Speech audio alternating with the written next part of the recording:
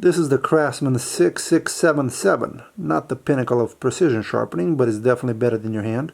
Comes in aluminum gray and can be found on Amazon under different names. General makes them supposedly still in the United States, but I definitely noticed some Taiwan manufacturing in the Amazon pictures. Price goes around 20 bucks or so depending on how the wind blows in the Amazon warehouse. This one is an older version. Said it's a Craftsman. I bought it from my local used tool shop for $9.75. So now that we're past the introductions, let's get this set up. When this comes in a box, it's set to CSK. Now this can do multiple angles. The most common angle for drill bits is 118 degrees. That will be in 59 because it's just one side. So first thing you do is you want to set this angle. Now if you're just doing regular bits, 59 degrees is probably going to be your go-to. Now the reason why you do this before you do anything else is because as you change the angle, the distance from the tip to the grinding wheel changes. So if, let's say, you let it CSK, you bring it right here, you change it, then when you try to take it down, it will actually hit the wheel. So that's be the first thing you want to do. After that, I generally use a clamp, and the reason for that is if you need more than a clamp to do this, then you're already doing something wrong. You do have a coarse adjustment right here, which allows you to go up and down depending on the length of the drill bit, and then you have a fine adjustment right here with a lock. Now there's a clamp on top right here which holds the bit. Okay, so how does this work? You take a bit and you put it in here. This is the fine adjustment, and you can move it back and forth. Generally I set it somewhere in the middle and then lock it in place.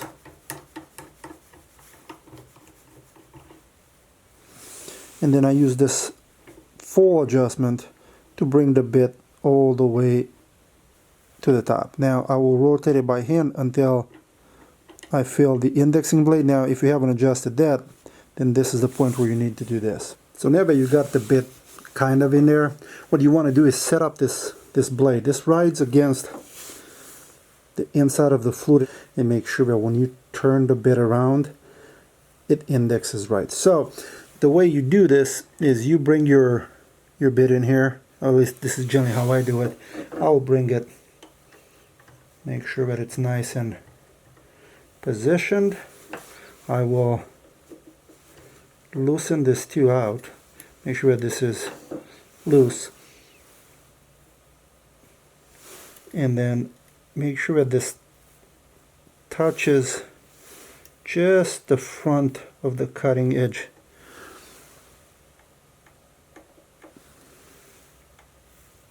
Right here. Then while I'm holding it, I will tighten this. And this is basically the setup right here.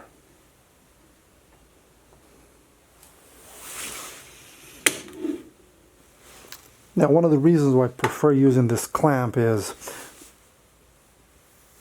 it's easier to adjust the blade and all this when you're not already here. Now, under normal circumstances, if this was a precision grinder, you would have a table that would move in closer after you have all this set up. So I'm basically emulating something like that. So I'm going to come in here, kiss the grind wheel, back it up just a little bit, clamp it down, and now what I can do is disable the clamp, my fine adjustment, and start pushing it forward until it touches. Now also make sure that I turn it to index. It's almost there. It's already touching. Okay, so now I'm going to lock this, make sure that this doesn't move.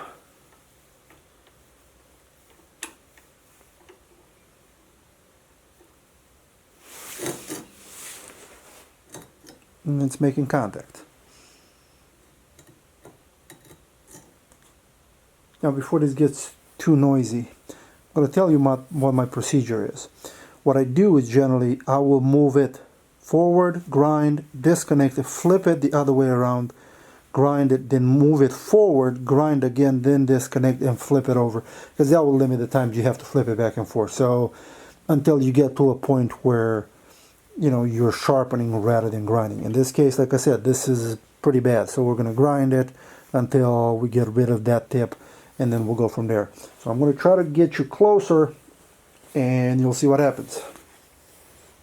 Now I figured this would be a good example. This is a 3/8, is a wood bit. It has the pilot in the middle. We're going to grind that off to get to the cutting edges.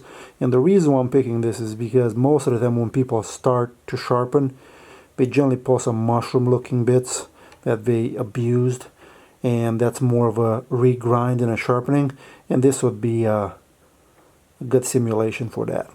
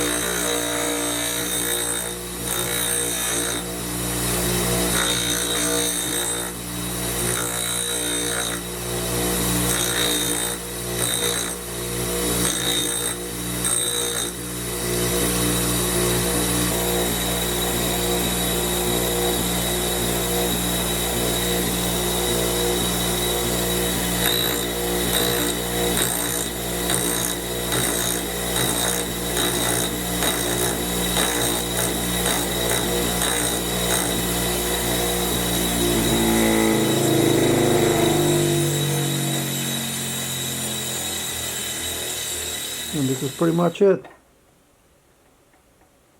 You can see the grind direction. The stone is pretty rough, and I can feel some burrs right here, but it's pretty much head and shoulders above what it was. And this took, I don't know, 5 minutes to regrind the whole thing, so I suspect sharpening it would only take a minute or two. This is another bit that was sharpened, smaller diameter, same thing. And another one.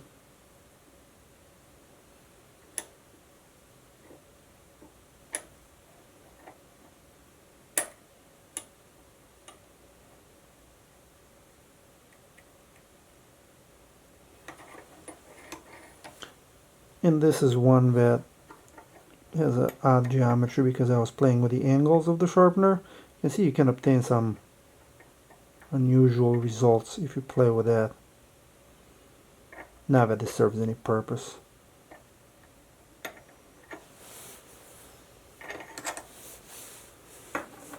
That's pretty much it. So keep your tips sharp and your holes tight. And on that note, I will let myself out.